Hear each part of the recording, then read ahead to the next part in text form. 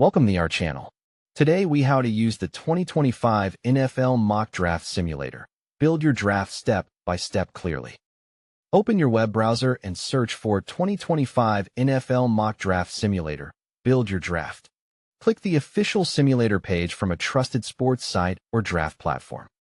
Wait for the simulator to fully load so all buttons and team logos appear correctly.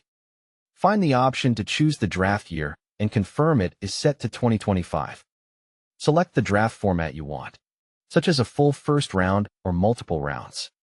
Choose whether you want to draft for one team or control multiple teams. Set your team by selecting it from the list or clicking its logo. Pick the number of rounds you want to simulate based on your practice goal.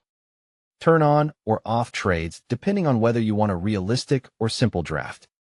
If trade settings are available, choose how aggressive trade offers should be. Choose the draft order option, such as current projected order or custom order. If you pick custom order, edit the pick list carefully and save your changes. Select the player ranking source, like consensus rankings or a specific analyst board. Adjust positional needs or team needs if the simulator provides that feature. Open the filters and choose positions you want to prioritize, like QB, OT, or CB. Use the search bar to quickly find a specific player by name. Click a player to open details such as size, college, strengths, and projection. Check the player's fit for your scheme, like zone corner or power run blocker. When you are on the clock, review the best available list and your team needs. Select your pick by clicking the player and confirming the selection. Watch how the board updates after each pick to understand position runs. If you enable trades, review incoming offers and compare value before accepting. Use the simulator's trade calculator or value indicator to avoid bad deals.